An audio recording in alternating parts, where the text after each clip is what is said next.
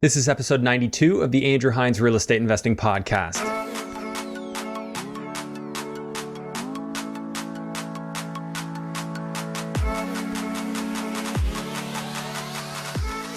Welcome to episode 92 of the Andrew Hines Real Estate Investing Podcast. I have Kellan James Paniccia back on the podcast from way back on episode 10. He's come back here for episode 92 to share the updates of what he's been up to. Since he was last on the show, Kellan went from being financially independent and still working a job to being laid off by that job.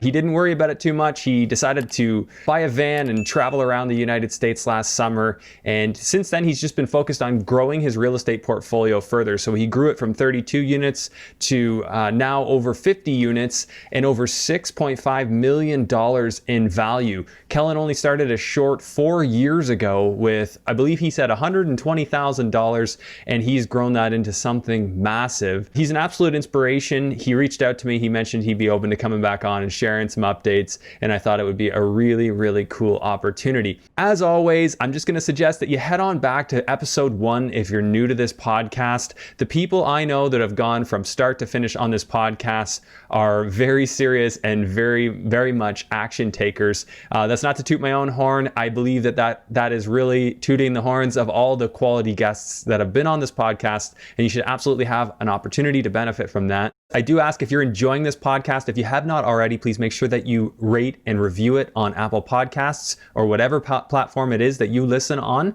And if you're watching on YouTube, give it a thumbs up. Make sure you're subscribed with notifications turned on. By all means, leave me a comment. Let me know what you think. I certainly do appreciate having you here. And without further ado, please enjoy episode 92 with Kellan James Paniccia. Hello and welcome to the Andrew Hines Real Estate Investing Podcast. I have Kellan James Paniccia on the podcast for the second time, back from episode 10. Yes. And now we're on episode 92. Yeah, 80 or so episodes later. That's crazy, man. Yeah, it's been a while. So this one, we're actually live on your Instagram, is it? Yeah. Yep. Okay, so that's interesting. Never done that before. Yeah. Hopefully the people can follow along here. There will be the live cut of this coming out on the weekend. So Yes. On Sunday, this one will come out. So Great. anyways, they get the recap there. But anyways, Yeah. Kellan, you've been busy. Tell me what you've been up to. Yeah. Well, I mean, last we'd spoke. I forget where I was at that point. It was a while back. I think we were like 32 doors. Okay, yeah. So that was probably Yeah. right around the time that I'd left my day job or so. So, Well, you got laid off right after, yes, I think. Yes. So I say I quit because it's like, I don't feel like explaining this story to everyone, but I was about to quit. Like 2 weeks, I was ready to give my 2 weeks notice in about 2 weeks. And then I ended up getting laid off from the day job, which was absolutely perfect timing for me. So I was able to, get some severance, and kind of at that point, Angie and I, my girlfriend, we left on a van trip around the USA. So we did a typical millennial thing, and we converted a Sprinter van. We drove around the USA for 3 months and lived in the van. I had an amazing time. I did my best to manage stuff remotely, but I also had a friend of mine trying to help me out. It was, I totally cowboyed it while I was away. It worked. At least I got to go on this trip, and then kind of came back. And to be honest, for quite a while, I was spending a lot of my time just dealing with deferred maintenance. So, I'd purchased 32 units in 2.5 years, and then left the job, and then I still had a ton of backlog of stuff to do. So, I was doing purchase plus improvement stuff, and I was doing cash back on closing and whatever I could do to get some of my money back out of every deal. And So this was after the trip you came back to just trying to squeeze more money honestly, out of this each has one? been throughout my journey. That's just what I've been doing. So not every property was, vacated and renovated. I was just finding ways to get money out of the deal so I could move on, so that it didn't just hold me up and I'm waiting for these people to get out before I can get my money back out and continue buying, right? Well, how were you getting money out of these deals? Yeah. So cashback and closing is a huge one. Of course, not every lender is totally on board with that kind of thing. So Okay, you have to make sure. Explain this. So you'd have to find a very specific lender that's doing this. Otherwise, it's generally not allowed. But on the day of closing, the lender or the seller would actually kick back a certain amount of money back to you. And right? I'm familiar with that structure. You can write anything into an offer that you want, but you have to disclose it to the lender. Yes, exactly. And so this usually only works with, like, say, private lenders or something like that. Yeah, so that's generally who you'd probably want to deal with if you're doing it like that. Some people structure with side agreements and things like that, but of course, you're not technically allowed to, depending on the lender you're working with. So, okay, do you have an example? Like, are these private lenders you've done this with, or have you done this with an institutional? I probably shouldn't get into too much detail on that, to be honest. That's fair. So I don't want to say either which way. No, yeah, I was kind of, it was, so like a lot of the stuff along the way I was doing, I would maybe be borrowing private funds from people, using it for down payments, things like that. And, as long as it has like a 90-day history and it's seasoned in the bank, they're okay with things like that. But yeah, the cashback and closing stuff, it's a little bit, it's sometimes a very specific scenario. Always has to be a private deal because you have to kind of trust the person you're working with, the person you're purchasing the property off of. Okay. Because there's kind of a limbo phase there, right? Where it's like, hey, we've closed. Now they have to kick back a certain amount of money.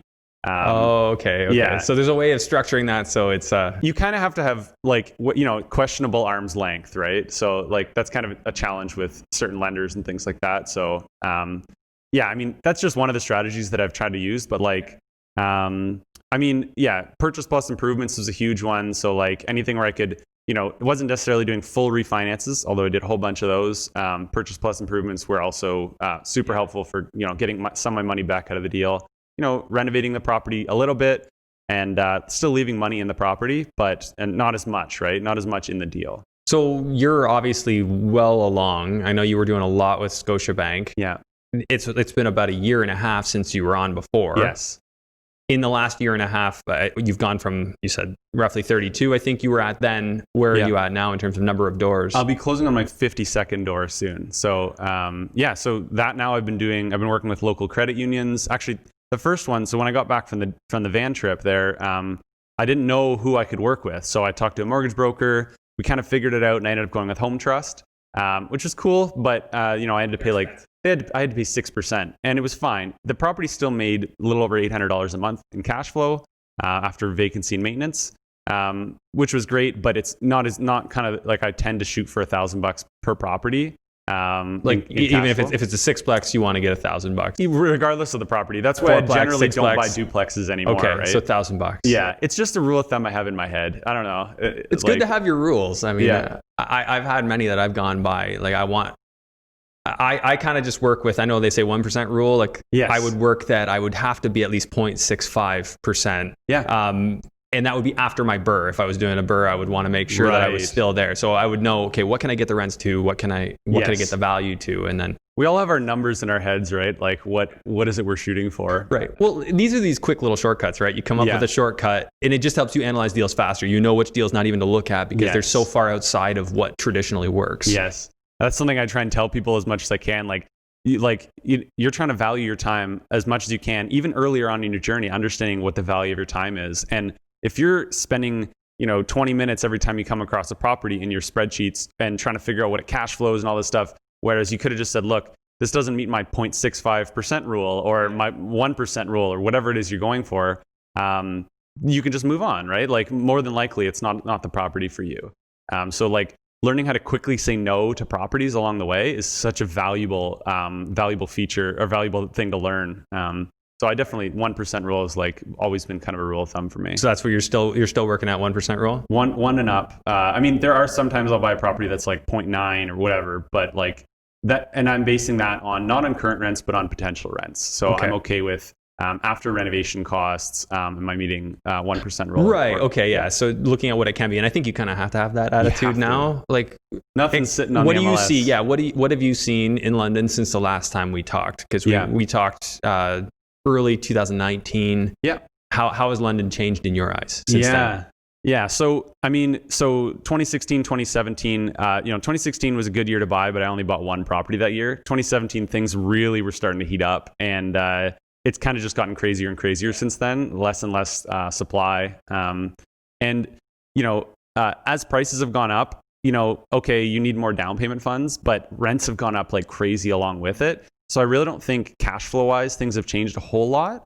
as long as you can still afford the down payments and try and find some value added properties nonetheless. So give me an example of how rents have changed, one bedroom, a two bedroom a year and a half ago versus now. So like in London, for example, the first duplex I ever bought, I paid $177,000 for it. It was in Old East Village in London, Ontario, and everything I have is in London, Ontario.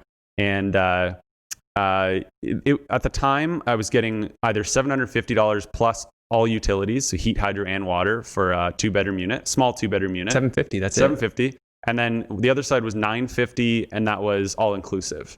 And when I turned it over, that was what the property came with those tenants. Okay, yeah, so that's how you bought it. Okay, yeah. Obviously underrated. But honestly, not too far under market value, because when I turned it over, I ended up getting, I think, $900, maybe $950 plus all utilities for the two bedroom. Okay. And I was pretty happy with that because I thought, yeah, that's like kind of like more like $1050, if it were all inclusive or something like that. And nowadays, like a two bedroom all day, $1,400, like generally not even a question, as if the bedrooms are reasonable size and they're not just closets. Yeah, and so no great condition is required to kind of be like entirely outdated, or does it need to be refreshed? Refreshed for sure. So like paint and flooring need to be done, and like it has to have kitchen and bath. It has to have a half decent kitchen. Bathrooms, people aren't too picky about. Like it can have old tile as long as you got a half decent. It's not like an old, like a really shitty vanity or something like that. Like generally updated, feeling clean, that kind of thing. Yeah, nothing too crazy. Okay. I tend to add a backsplash. You seem to do nice stuff, right? Yeah. Everything looks pretty fresh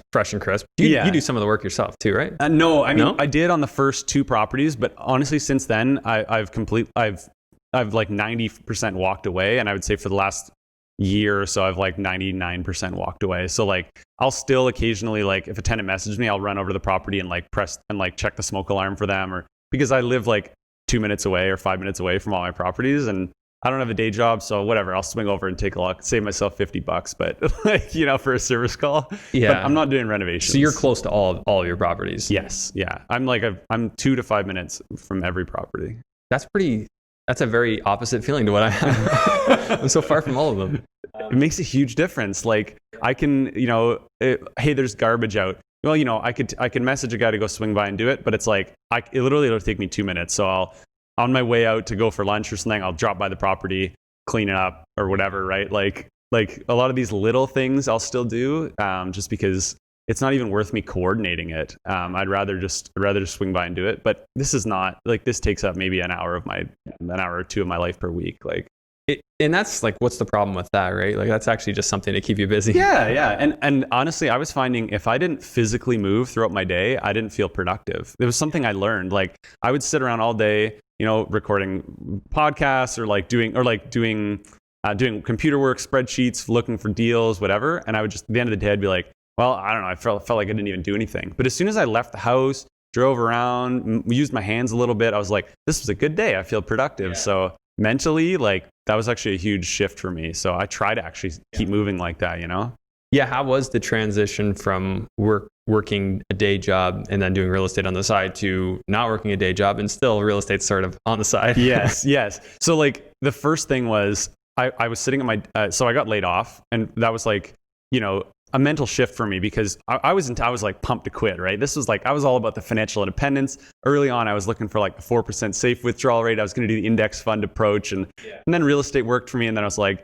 okay, so I was into the financial independence thing for a long time. I was kind of pumped to quit the job, right?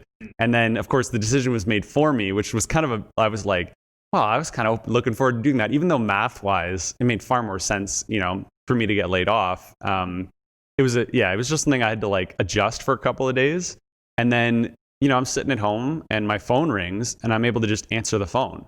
And that was like, it blew my mind, because I'm so used to sitting at my desk job. Phone rings and I'm like, oh, like I got to try and call them back, or I got to go run outside, right, not disturb my coworkers and whatever. So like being able to just send texts and calls and whatever you want, whenever you want, like while you're out for lunch, while you're doing whatever, like, I don't know. That was awesome for me. And so managing the properties has become far easier, not having the day job, of course. And then, when I hook up with an off-market, seller or something like that, hey, I can just meet up with you in 10 minutes or an hour. How about that? Like, there's no, my schedule is so flexible now that like I can just jump around whenever I want. Dude, you're really dominating your area because of your presence there. You're Yeah, I'm there trying. physically. Yeah. Everything's there around you. So the word, you can plant that word with your tenants even to probably help you find deals. Tenants, and like if you're doing landlord references, like I always use that opportunity to ask them, you know, hey, they're like, selling hey, are anything? you happen to, by the way, like you happen to own a property in the same neighborhood as me or in the same city as me, you know, I'm calling you for reference for the tenant that's applying my unit, but any chance you're looking to sell, right? I'm in touch with these people. I keep their phone number. I try and provide value to them because, you know, why is someone going to hang on to your phone number unless you've provided some kind of value to them, right? So oftentimes for most of these people, it's contractors. Like, oh, like, are you looking for contractors? Everyone is. So, you know, that's a way for me to kind of keep them on the phone. They'll want to hang on to my number. We stay in touch a little bit more. Oh, so you just tell them you have contractors? I just say, hey, look, if you need references for contractors or anything like that, that's like just like a nice little, like it's a tip, I guess. It works well for me, and it's a good way to kind of get an in with someone. So it's not just like, hey, I'm Kellan. You know, do you want to hang on to my number? And they're like, I don't know who you are, like, you know.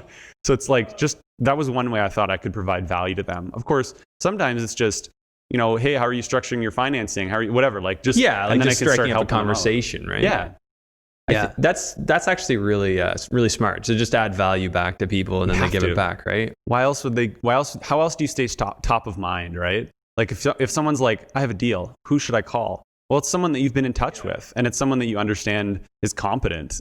So yeah, showing that you're competent, staying in touch with them however you can, like yeah, that makes sense. Yeah, and for anyone watching, I'm looking for a deal, so yeah, that's a good way to stay top of mind. You know, I don't really advertise that on the podcast much, and I probably should. Yeah, for sure. I mean, very specific things too. Like for me, it's like, look, I'm looking mostly in Old East Village and Soho in London, Ontario. Those are like my neighborhoods that I love. Mostly Old East Village, but Soho is now like one that I'm really starting to focus on. Yeah, Soho is nice. I actually had a property there that I sold. I bought it for 105. Wow. Renovated like 60 grand into it. Sold it for 212. Nice. And I think that the people who bought that from my former business partner and I think they paid like almost 300. And now I bet you that house is probably over 300. Yeah, like, I mean, I saw even like a couple of years ago, I saw like fire properties that like were half burnt down selling for like 200. It was like, yeah, it's just the base now. Like London's average sale price is, I don't know what it's at, like over 500 now. Is it over 5? I'm pretty sure it just poked over 500.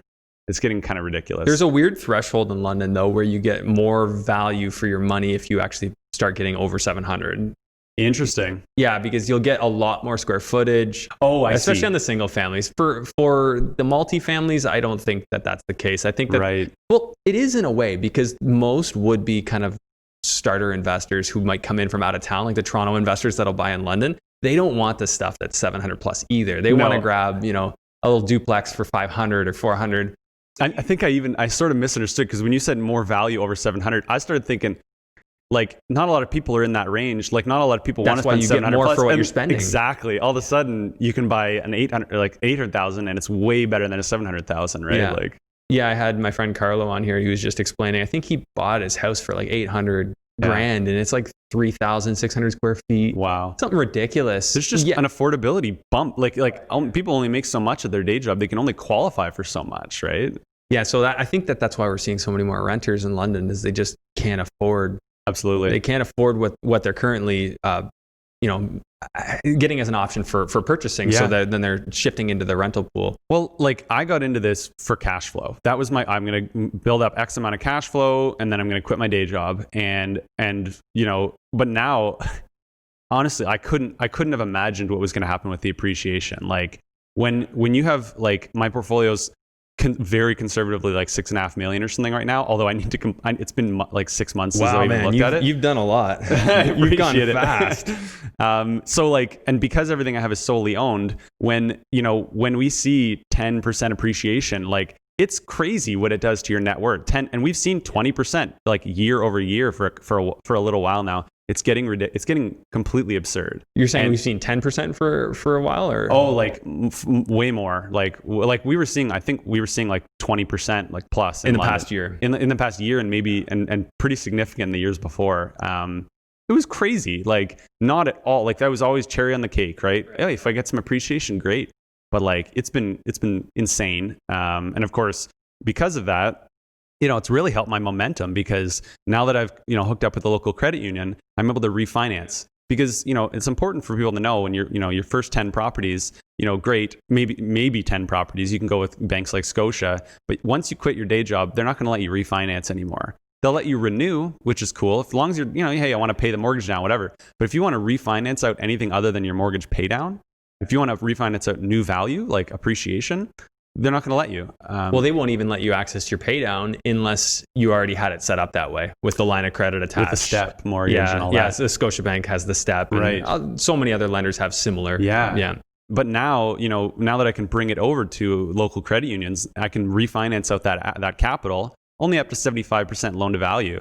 But with the appreciation we've had, there's a lot of equity built in now that I can take and continue buying without having to bring on partners. Well, now you might need to go private money for some of that. If you've got a big gap, right? You might have, some of your buildings might only be at like 60% loan to value or 50% loan to value now. There's a whole bunch of money that you're not really able to access the way you maybe would want to, unless you just go for a full refi with, say, Meridian, or what would be the one? Libro is another one that... Libro is the one I've been working with. And like, so far, so good. Like, I can refinance up to 75% loan to value, pull it out as cash, and buy the next property. I actually haven't fully completed the refi yet, so I don't know if it's going to be cash. But worst case scenario, it's with them ready to buy. And I mean, I'm not buying a hot tub with it anyway. Like, it's for real estate. So... And I don't think they should care as long as the numbers work for you. But they're going to restrict you to 25-year amortization rather than 30, right? That's the annoying thing for cash flow purposes. Yes. You're not going to get near this much.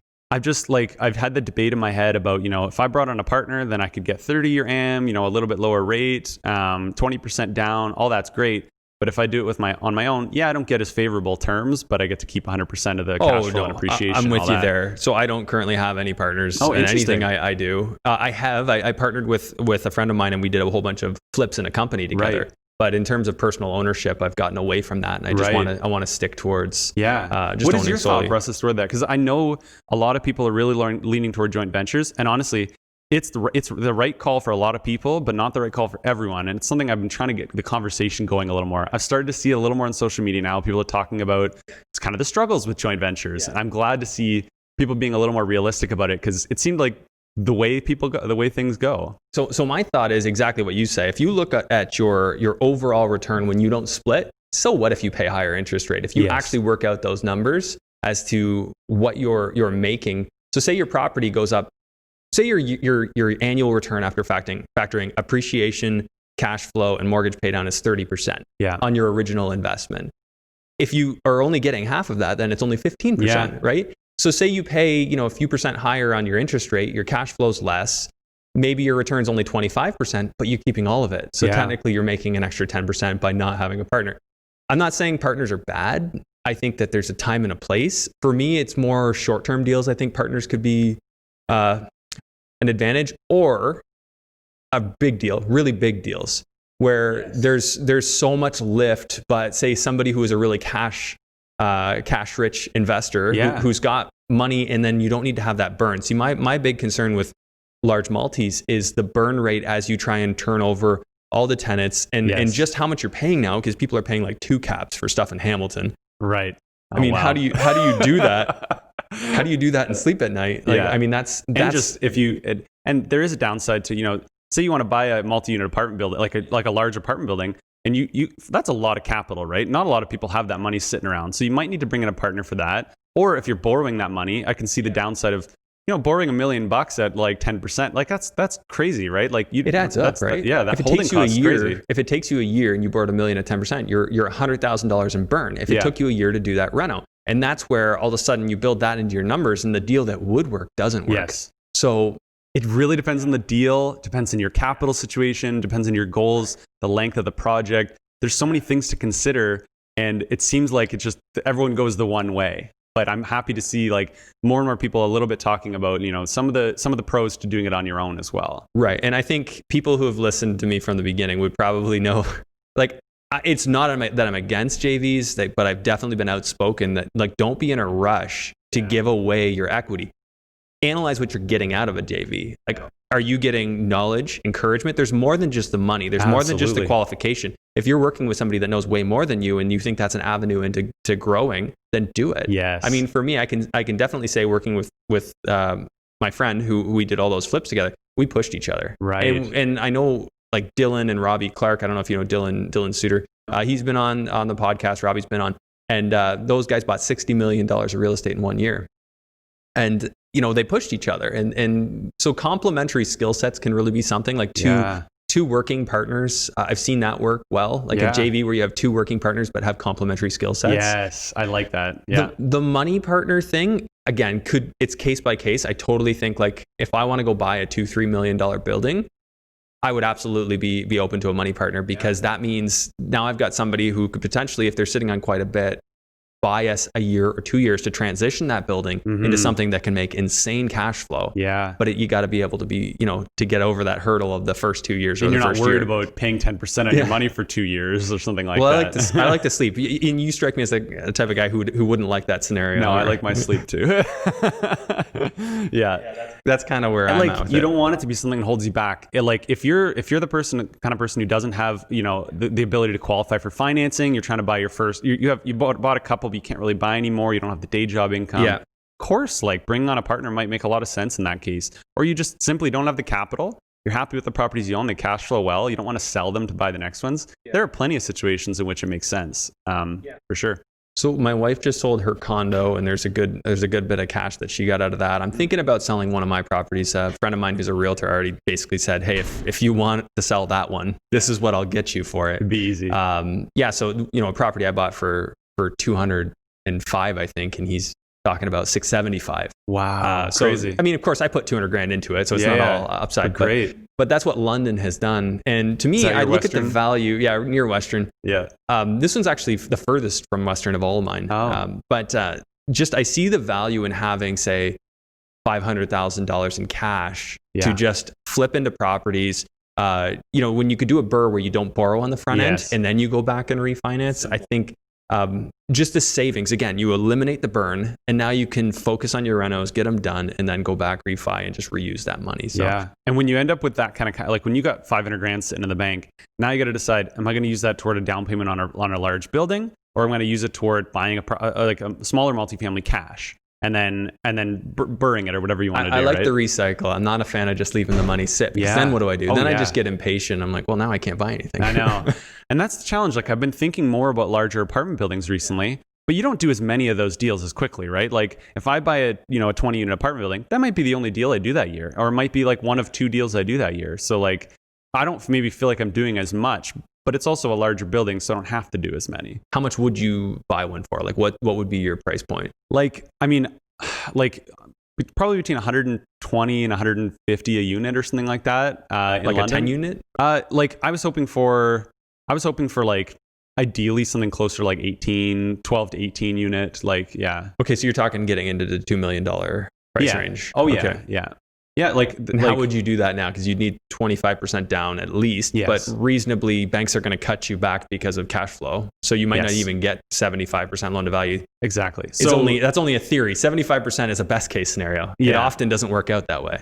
So a lot of credit unions are looking for a DCR of 1.2. You can pause and play this later if you want. I'm just going to ramble through it, but you'll follow. Right. Yeah. So debt coverage ratio, guys, if you don't have my spreadsheet, go grab it. It's on my website, andrew-hines.com. You can download my spreadsheet. It has that on it. Yeah. So you take your NOI and you divide it by your total mortgage payments for the year. And you're going to get you got to hopefully get at least a 1.2 DCR or higher. And that's what the credit union I'm working with is looking for. And so as long as it meets that, they'll generally, and the building's in good shape, they'll be okay with 25% down. If it doesn't meet that, they might want a larger down payment. And that's kind of the way it works. But you might be able to register a second position, mortgage after that. So it kind of helps you a little bit out of pocket. Gray areas, depending on whether the lender's okay with second positions. So of course, the annual review. So when they do the annual review and they see the second mortgage there, they might say, get that out of there. You're in default. Exactly. So you never know. They might not like you if you do that. But if you needed to do it in a short term, I mean, I know of people who have done it. Yeah. Or maybe you're lucky enough to get promissory note money and it's just not secured in anything, or you borrow from friends and families, lines of credit, whatever you got to do to, not be out of pocket too much in the short term. But generally, yeah, that's the goal, is to buy something like that, 25% down. And the capital, I imagine you're alluding to like the capital. So in my situation, I have a couple of good properties that have a ton of equity left in them. So you would just refinance them if you could? Yeah. So like I bought a property in 2017, sixplex in Old East, and it was 365. And I paid $365,000 for it, which was a really great deal at the time, but it was a proper crack house, and like it had a lot of really, really significant issues, a ton of deferred maintenance. It's taken up until now to finish really to the point where I want it to be, because I had to wait for some turnover and, didn't want to outlay all the renovation costs all at once. And so now it's at the point where I can do a solid refi, and I'm going to be able to pull out quite a bit of capital from that at this point, because it's worth way more than 365. And then the first duplex I ever bought, I've never refinanced it. I'm going to be at the point where I can refinance it. Between those two, I'll have quite a bit of capital ready for a down payment on an apartment building. That's kind of my goal. And like, I don't know, something about me would be really pumped to be able to buy an apartment building on my own. That would be amazing. Yeah. So it'd just be, the key is, and the bank will kind of guide you towards a point where you can afford it from a cash flow standpoint. And I know you have excess cash flow in other properties. So even if you had to take a step back in terms of your net portfolio cash flow for a while, to slowly build it up, I know you're living way under what you currently earn anyway. Yeah. So for you, you're in the kind of like the perfect position to do that. It's lined up well. Like for example, this sixplex I'm talking about refinancing, it cash flows over $3,000 a month right now, after budgeting like $500 a month, $600 a month for vacancy and maintenance total. So like good cash flow. But when I refi it, I'm gonna bring it down it's gonna come down to about $1,000 a month in cash flow, which is still good, which is great. But it drops my cash flow $2,000 a month just on that one property. But hey, it still works out well for me. It's still cash flowing. I can access, and my other properties are cash flowing really well too. So it's fine. This is a great scenario to find yourself in, and we're gonna get into some of the specifics of managing in your area. But I want to talk about a deal. Like let's go through a deal you've done lately. Yeah. So I guess not the one you've just purchased, but maybe the one right before that. Yeah, so there was one in Soho I bought in London, in London as always, and it was on the MLS. One of the few deals in the last while that I bought on the MLS. I think it was basically 2019. Somewhere in 2019. So like later 2019, early 2019. Okay. So I paid $148 for it. Okay. And which was absurd. I forget what they were asking on the MLS. They're asking quite a bit more. But it for some reason, no one was paying attention to this property.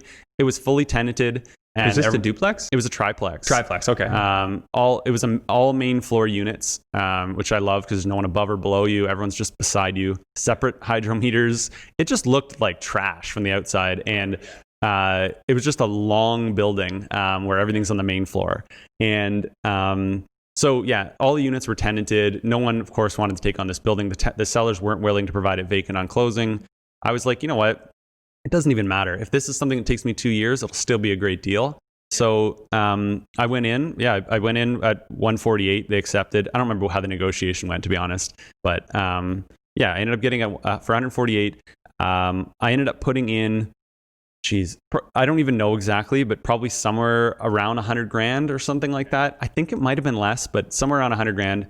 A couple of the units I didn't have to gut, luckily, but I did have to, fish a lot of electrical and patch some walls and things. Right, yeah. But they did all get new IKEA kitchens in it, which was like, the kitchens aren't too expensive because they're all pretty small units. So maybe like $1,200 a kitchen for the material plus, a handyman to install. And, anyway, all the units look really great when they're done. All of them have in-suite laundry. They all pay their own separate hydro. So I have 2 1-beds and a 2-bed unit. The 2-bed unit is like really small. It's basically like, it really probably should have been a 1-bedroom unit. So I put in maybe 100 or so, and it ended up reappraising at $375, but it's worth way more now because it's been a little bit of time. It's probably more like $425, $450 at this point. But did you refi it based on $375? I refied it based on $375 or $385. It might have been. It's been a little bit now. I'm putting you on the spot, so it's okay. No worries. Yeah. That's a lot of the properties I bought recently. I haven't refied yet, so they wouldn't really be a good case study. Right. So, and that would have been 80% loan to value back then, right? 80%. Yeah. So you would have been getting around 300,000 out of that. Does that sound right? That sounds a little high. I know I got all my money back plus I think 80 grand or somewhere around there. Okay, well, your purchase and improvements were 248, and if you refied and got 300, then you would have been pulling out 52,000. All my money plus 50? Yeah, your money plus 50. It was all my money plus, I think it was all my money plus something like, I obviously didn't get the rent numbers quite right. I think it was plus 80 when everything was said and done. Okay, so then your appraisal was probably around 400, 425 or something like that at the time. Or maybe maybe it was more like an 80,000 reno and not 100, but yeah. Oh, okay, yeah. So just playing around with these numbers, I do this to everybody. I put you on the spot. Yeah. So, anyway, so let's just assume you were somewhere in there around the 300, 320. I'll just put 320 as a mortgage here. Right. What was your rent on that once you were all done? So front unit rented for $1,000, another unit rented for $1,000, and then another one rented for $1,200. These are all under market rent again, because rents have gone up a lot since then. But yeah, now they are. Right? Yeah, so probably $3,200. So $3,200 on the house. They all pay their own hydro. Okay, taxes. What do you got there roughly? It's super low, like probably $2,000 a month or $2,000 a year. $2,000 a year. Oh, might man, be that's less, great. honestly. Like Soho's got cheap. And insurance there, what would that be, like $1,700, $1,500? My insurance, I have an umbrella policy, so a lot of my stuff, it's probably more like $1,200 or something like that. That's good. I mean, I've just been hit with a lot of really bad renewals lately. Yeah. I had some that are under, like for a while there, I had some under $1,000. Like that's crazy. I have had that, but not lately. Not lately. They're going up. Okay. What do you pay on average for utilities there? It's just water and heat. It's just gas. A forced air gas furnace. So I don't know, maybe $120, $150 at most. All in? For gas, and then water probably pretty similar. Maybe so $300 a month. Yeah, say $300 a month, something like that. So about $3,600 a year then, and then you've got lawn cutting, snow removal. Yeah. Grass is probably like, I don't know what is that, like $30 a month, or does that sound right? Well, if that's what you're paying, I want your landscaper. He comes twice a month. No, maybe it's $30 a cut, probably. Maybe it's like, I think it's like $350 a year, maybe $400 a year or something like that. Okay, you gotta hook me up with your landscaper. Yeah. He's the kind of guy who he'll cut it. He says he'll come 2-3 times a month. It's always twice a month. And sometimes you got to send him a message. You're like, hey man, you haven't cut the grass in a while. So we'll call that one $400. But you pay snow removal as well there, right? That one actually, the tenants are happy to take care of it because it's a fairly small driveway. Oh, okay. So some of my properties I do snow removal. Some of them, the tenants are happy to split the responsibility. All right. So at a $400,000 value, if we called it that, you're a 7.2% cap rate, and you'd be $1,000 a month in cash flow at a 3.25% interest rate. I don't know exactly what you got, like what interest rate you were. It probably would have been high twos or something like that. Yeah, so 2.75. So you would have been in the just a hair over 1,000. Mm-hmm. Does that sound about right? Yeah, and I mean, since then, of course, the value's gone up. The rents now would be at least. I re-rented one of them recently for I think $1,150 instead of $1,000. The other one's the same tenant still there, and the other one is so still, it just keeps getting better. Yeah. So I like to analyze them at the time. Snapshot at the time you did the deal, and then of course time makes it better and better. So the way this one breaks down at those rates, so 30-year amortization. So if we figure 3% appreciation, we know you've done better. Yeah. So that's $12,000 on appreciation. The pay down on the mortgage is about $7,500 a year, and then you've got your cash flow, which is $13,000 a year. Right. So all of that combined is $32,600 a year in return. And when we break that down against your investment is nothing. So you have an infinite return. But even if you were to just buy that as an end product at the appraisal you've got, you would have been at a 37% or so return on investment with a full down payment. Yeah. So that sounds like a great deal, man. Like it turned out to be a really good one. And there's other people I know that walked through it and that decided against it. So I don't know. It feels like time and time again, as things progress over the years, people go, oh, I can't believe you got that great of a deal. The market must not have been as hot. And then another year goes by and I'm buying currently at values that people go, I think for MLS, it's about recognizing opportunities that people just don't recognize. And then for off market, of course, it's about getting under market value. And I'll admittedly say that I've walked through properties with Carmen, my mother-in-law, that I look at it, it just like gives me a headache looking at all the janky floors and staircases, and I'm like, oh, I'd want to rip that out and replace that, and I want to rip that. And as soon as you start thinking about that in some of the older properties, the numbers just get too crazy. So I've had to be very humble, acknowledging some of her results because I just didn't see it. You have to. I'm reading Ego is the Enemy right now, Ryan Holiday, and like it's so much about recognizing that there's like, you're not the shit, right? Like there's so many people out there that know more than we do about various topics. And like, the only way to learn from them is to secede your ego, and like put it to the side and go, look, I want to learn. Like, Right. Like the growth that any of us would have had all in the early stages, especially came from being a sponge. And the less and less you become a sponge and become the person who thinks they know it all, the less you're going to learn and the less you'll progress. So I think it's super important to understand there's like, we all should be learning from these people who know more than us. Right? Oh yeah. Soak it up for sure. Yeah. Hey guys, I just want to take a quick break from the podcast and give a shout out to a couple of local businesses that I frequently use. This is not a paid promotion. These are just two businesses that I've recently used that are being affected by this lockdown, and I think they're fantastic, and I want to see small businesses survive and thrive despite all the obstacles that are being put in their way right now.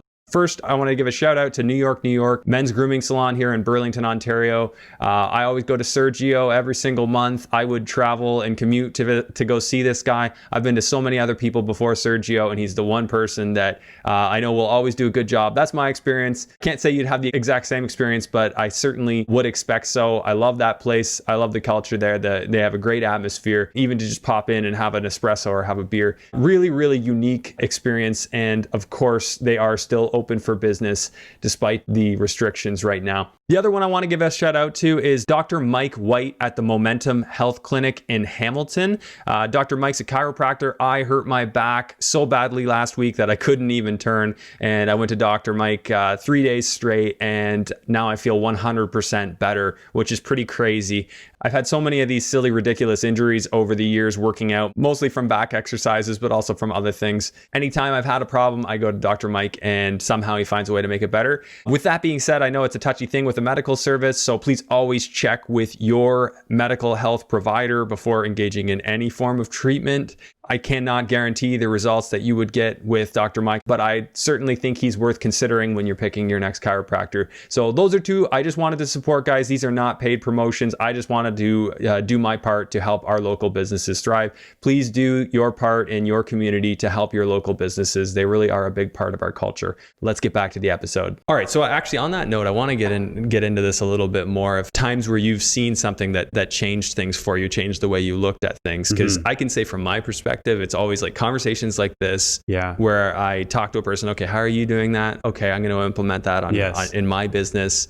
Carlo, who's been on here twice, is a big one for me. Like everything to do with managing student rentals, he and I talk a fair bit. Of course, he gives me more than I give him on that front. On the construction side, I would give him more, so it worked out really well. But with Carmen, like, just trying to wrap my head around how she thinks so big. Like she's got probably 30 different developments going on right now. Wow.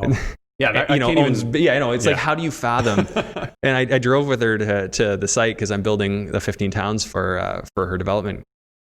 And I drove with her, in 4 hours in the car. She was on the phone the entire time. Wow. And I'm like, my head hurts from the pace of thought and the number of different things you're doing. She's got stuff in Florida, all across Ontario.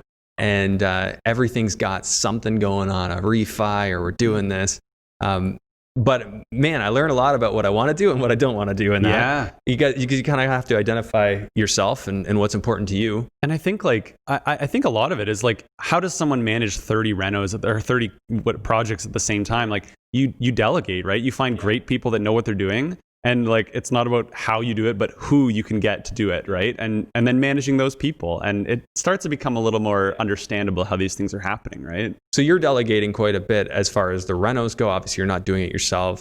Do you have more delegation on the admin side, or you're just handling that all yourself? In some ways, I love outsourcing, and then in other ways, I'm a bit of a control freak. So there's quite a bit I'm still doing myself, but I've gotten systems in place so that it doesn't take a lot of my time. So I'm actually still doing I'm managing all my properties myself. I'm technically the GC on my projects when I have a renovation on the go. So you just hire the individual trades. I'm still calling the plumber, the electrician, and do you have like a handyman that'll do hanging drywall? Exactly. Yeah. I've got a couple of people like that. I want to get more. Those are the type you just want to like build as many as you can. And like, they're not perfect. And the person I work with right now is not perfect, but luckily he's there for me 90% of the time I need him. So like you just got to, when you find a good contractor, you need to do everything you can to keep them as busy as you can. And that's hard for a lot of people because that means they need to have more projects on the go. So in some ways you can see how having more projects might actually make things a little easier. You can keep the good people around, right? My favorite model is just have full-time employees and just have stuff always. Right. I mean, you can always lay off employees if you need. If something goes wrong and you don't have projects, layoffs are a normal part of the business. Right. But that was my most productive, most profitable was when I had guys working on my own projects full time. Right. And that I want to get back to. I want to get right back to that point. It's just for me, as we've talked about many times, is the London market. It's harder to make it work. Mm-hmm. And I heard you on Mark's show the other day. Yeah. You were talking about finding deals off market, which is a big part of it. So for those who haven't followed that, could you maybe give us a little bit of an insight as to how you're finding deals? Yeah. So in the last 2 years, I think you bought two properties or three. Well, coming up on the fourth, I guess. So three sixplexes and a duplex. Closing on my third. Okay, and most of those were off market, right? Except for the one. Off, and on, and actually all four were off market. So, I mean, I think from an outsider perspective, you're in the area, you're dominating that area. Your neighbors know you probably that you want to buy properties, that you own properties in the area, and then of course the landlords in the area know you. That helps. What else are you doing to generate those leads?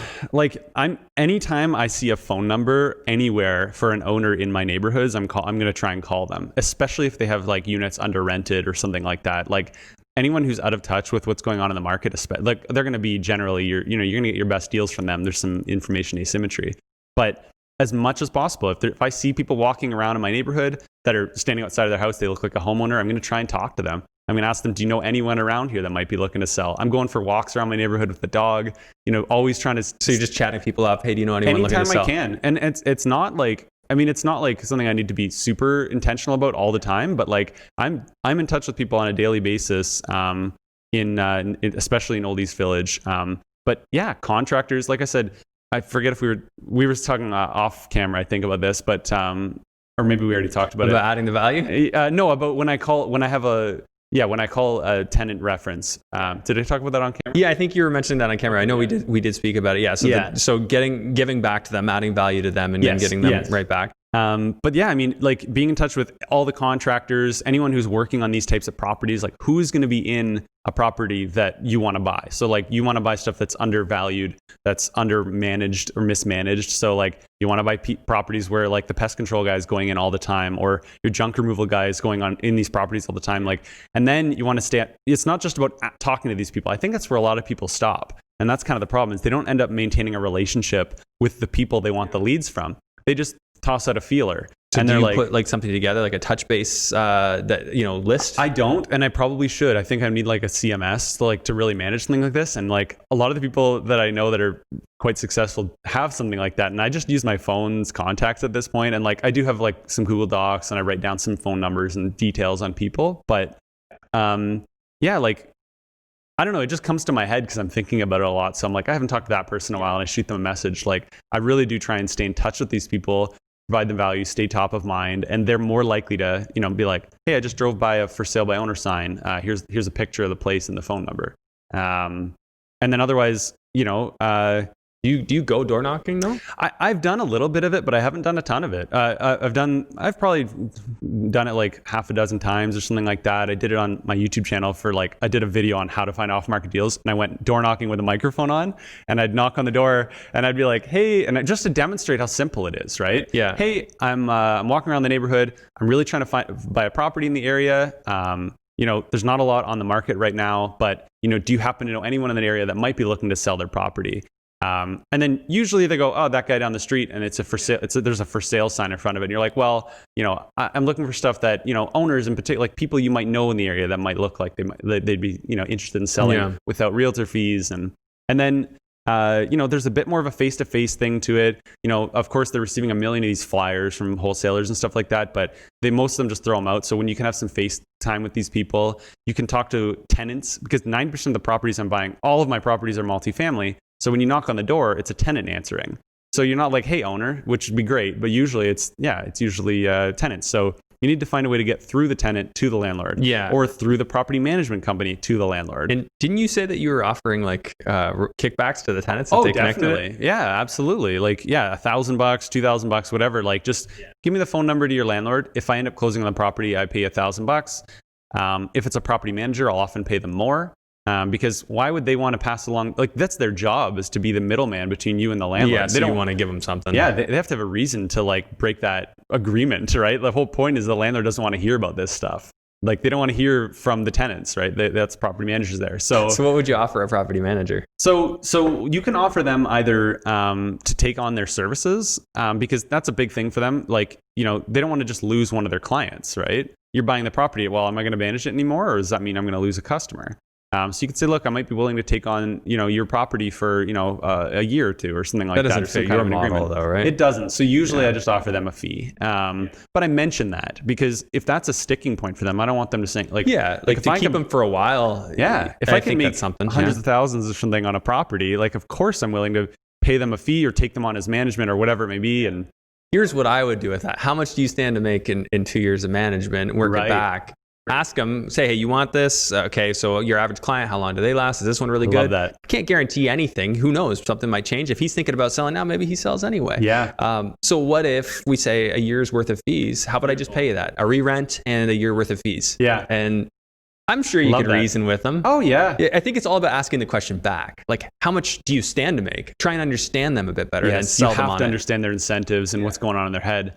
And I've had property managers say, look, I've had 4 other people ask me about this, but you're the only one I'm talking to because you're the only one who's mentioned you'll offer a fee, and you seem like a great guy. Like, those 2 things are enough for them to want to talk to you versus someone who hired a VA to make these calls for them or whatever, right? Like, well, I think now you have to cut through the noise more than ever because these flyers just exploded. Now everybody does flyers. Yeah. Not that they don't work, but even in the last year and a bit, they've just gone insane. They're everywhere. So, well, like, people were seeing it all on Bigger Pockets. People were having a lot of luck on there. There's a lot of people in the States doing a lot of wholesaling and stuff. That's why the effectiveness went from here down to here. Like, they're not nearly as effective as they were. They work, but you have to spend a lot more now than you used to. And you got to be a lot more consistent. Yeah. And those are the things that are going to be a challenge. Now, the people who do it and have been doing it a long time still swear by it. Yeah.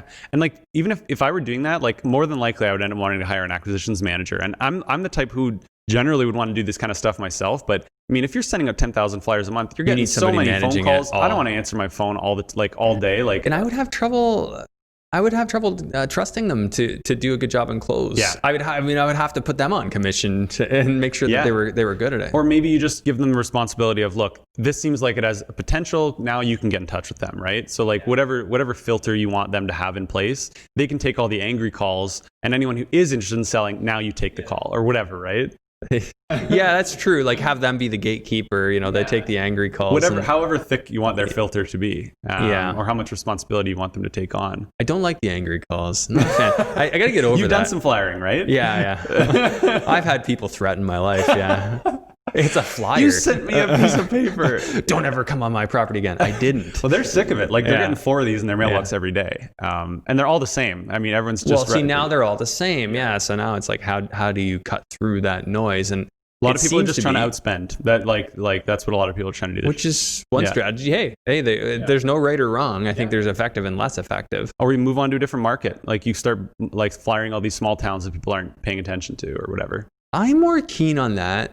Yeah. And I've been, pretty upfront with my audience that I don't love the numbers in London, as I've said. Yeah. I don't love the numbers around here in Burlington, Hamilton. I feel that people are paying too much, but it doesn't mean it won't go up. I know it will. Yeah. But I want cash flow, and I don't compromise on that. So, likewise. I'm looking at other markets, seeing as Toronto's the center of that pond and where the ripples go. What markets are interesting you at this time? I like north, like Wyerton, Owen Sound, Sauble Beach area, because we go up there a lot in the summer. Have you been talking to John Kepler at all, or? I've talked to John, actually not in a while, but I had him on the podcast. His numbers are insane up there. But I have a couple of people who are up in that area that I talk to pretty regularly. Yeah. Nice. They're kind of on the getting started stage, and they're sending me deals. I'm like, okay, very cool. I see the numbers there, and it's similar to how I was talking about Welland, a year ago. How I thought that was a great opportunity, and it still is. It's just time passes and now the cat's out of the bag, and now people are really focused on those areas. And it may be the case up north too. So I know people are going up to Sudbury, they're going up to Timmins. It's spreading.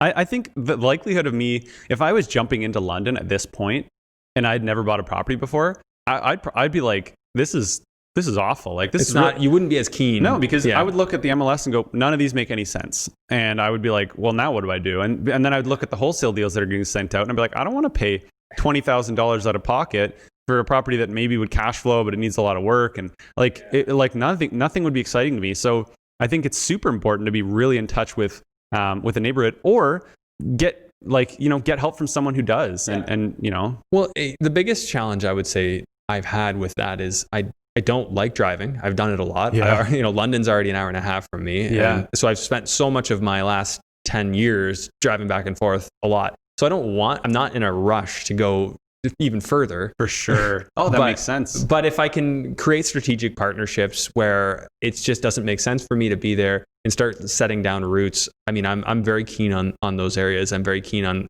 just knowing, with this work from home movement, with more people being able to just come into the office once a week. Yeah. All these new markets are now in play. Yeah. And if they're in play and you can find a house that's less than the cost of replacement, you can't rebuild that house for that price. There is going to be a market for it. Now, I think you gotta drill down into each micro area and talk to realtors and find out what the absorption is and how fast units turn over. But I mean, that's kind of where my head's at.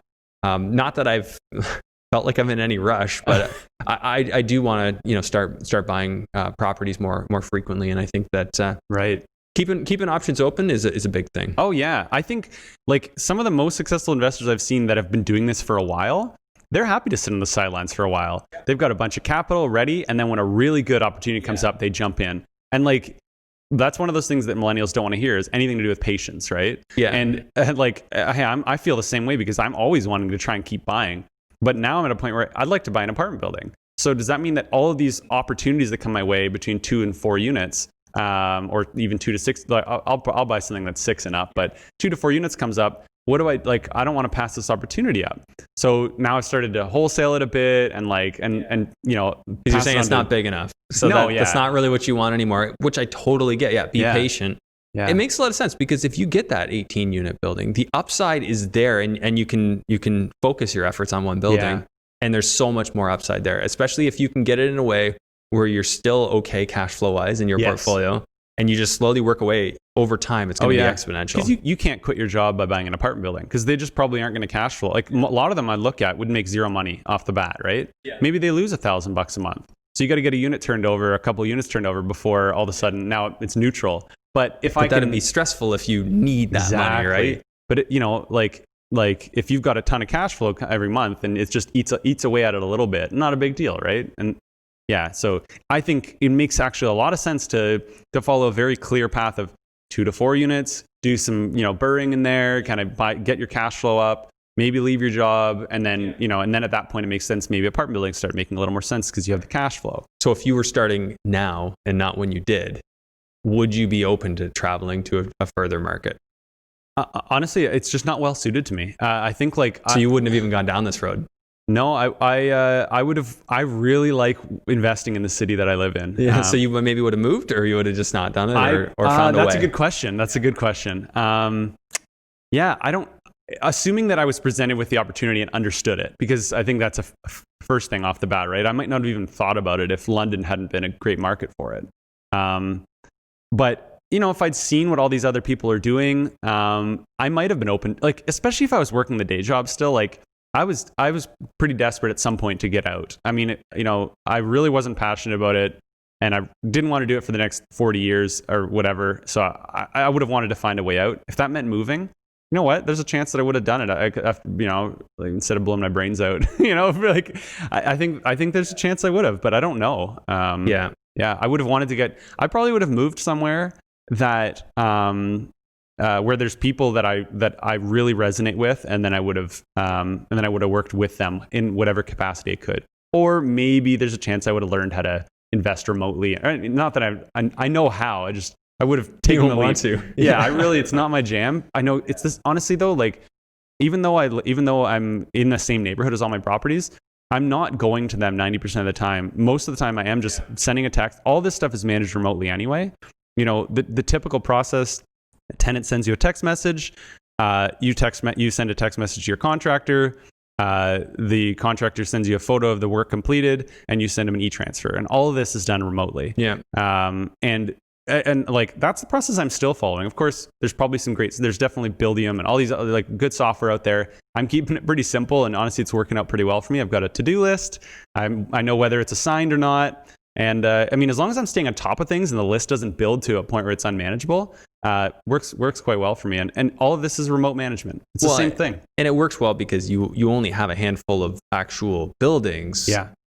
That's because you're grouping them all together, right? If you had 52 different propities, then you would be at that point of insanity. You'd have to. Yeah, you'd have to at some point. It's at 14 buildings now, and like most of them are in really, they're all close to me. So yeah, it's pretty manageable. You're killing it, man. That's awesome. All right, Kellan, any words of wisdom for our listeners and viewers? We have a lot of established investors listening to this that probably want to know how to go from where they're at, maybe a handful of properties, to what you've done. Is there anything that resonates for you that you would want to share? Like, for me, like when I first started out, it was all Bigger Pockets podcast, just consuming this media as much as I could, learning everything I could about it, and then getting to a point where, like, you're never 100% ready, and I was just kind of ready to try and jump in. And so I think consume as much as you can, learn as much as you can, get connected with as many people as you can.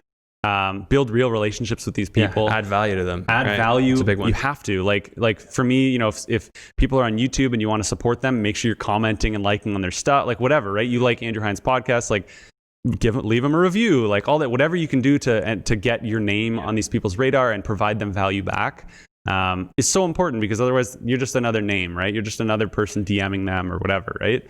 So get connected with as many people as you can, and get connected with, if you can find mentors or coaches or whatever you can that you can actually learn one-on-one with. Like, I think honestly, like, it's something I never did. It's something I never officially did, but like early on, Matt McKeever, Rosehart, Dylan McLaughlin, and I, we started London on Fire, and we all hung out, and I was learning a ton. I owned 0 properties. McKeever had 13 units at the time. Some of them were student rentals, and I was blown away by what people were doing, and I had unofficial mentors, right? And then of course it didn't take me long to know what I was doing myself and start building on my own.